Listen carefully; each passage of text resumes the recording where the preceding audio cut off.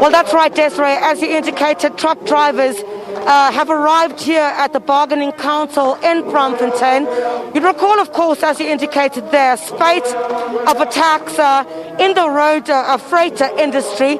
A number of trucks have been set alight. I think in just about November, there'd been about 25 that had been set alight. The industry itself has somewhat, others would say, been at war with itself, where there are some South African truck drivers who are saying that majority of the big companies do not prefer to hire locals, but instead foreign nationals. So they've basically come here to the Bargaining Council to force it, they say, to ensure that these big South African companies do comply. I'll show you part of what is taking place here. You'll see some of the signs that are here are saying put South Africans first.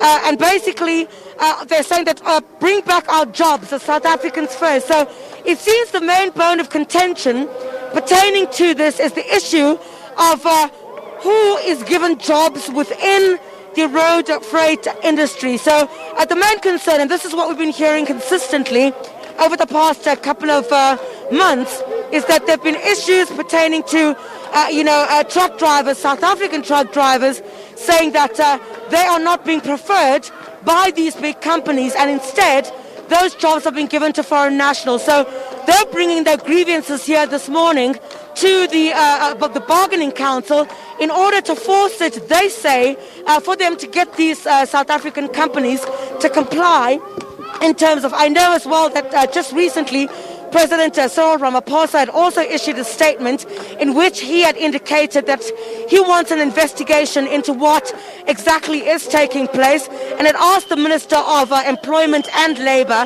as well as the Minister of Transport and Home Affairs, to look into this particular issue. So it doesn't seem like the truck drivers themselves are satisfied with what has happened to curb the situation pertaining to the kind of violence that we have seen in this industry. So I'm going to bring in one of those who speaks on behalf of the industry itself. I'm going to bring in Jabulani Manana from Sakatra. Jabulani, thank you very much indeed for your time. Just talk us through what I think we already know are the challenges that you say you're experiencing within the trucking industry.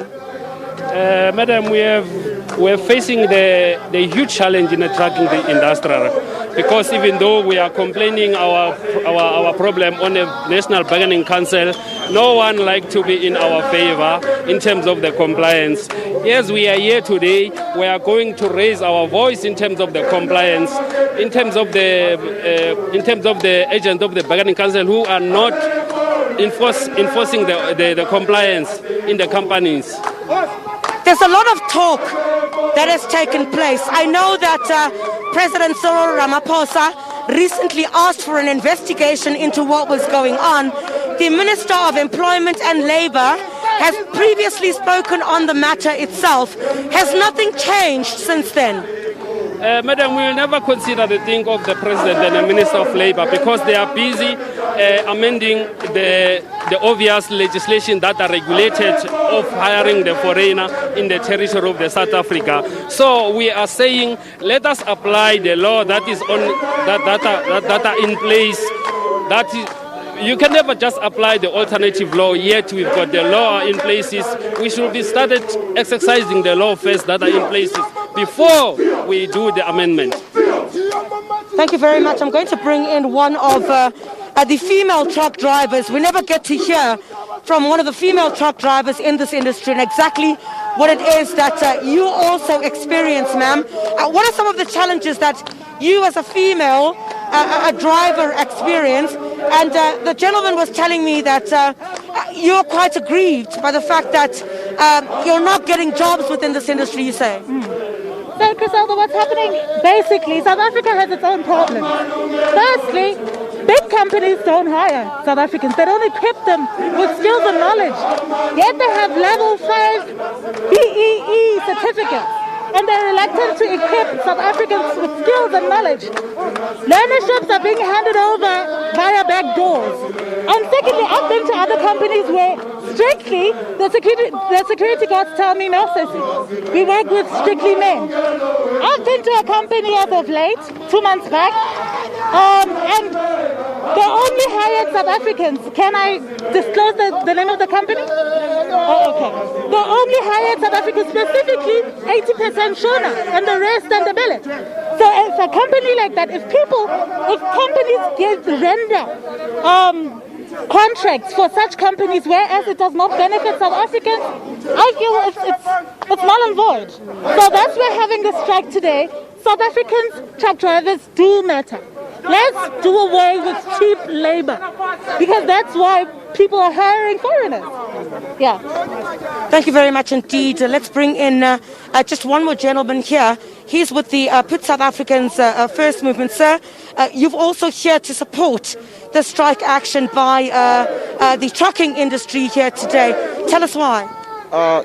Good morning. It's Mario Kumalo, President of South African First Party. We're here today just to say, look, what is happening in the industry is actually very bad. You see the violence that's taking place, and it is not a nice thing. Now, we have laws in the country that should actually make sure that such things don't happen.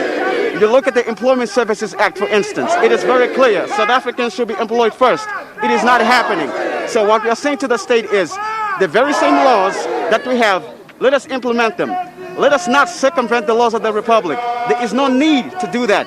I mean, you look at the crime rate, it's ridiculous. The unemployment rate is too high, but yet you have Tula Sinesi, who's actually not willing to do the right thing. I don't understand why. You know, just previously they proposed 80% to 20% employment. No, we don't want that. We're saying 100%. Let us do things accordingly.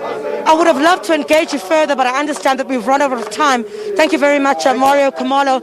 But essentially, those are the concerns that those in the trucking industry are raising here today, saying that a part of their concern is the fact that they've been calling on government to deal with the issue of what they say in the trucking industry is a preference of hiring foreign nationals over South Africans.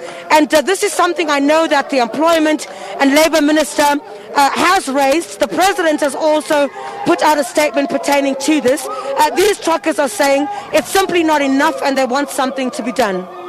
Thank you so much, Chriselda, for bringing us up to date in terms of that protest. Our transport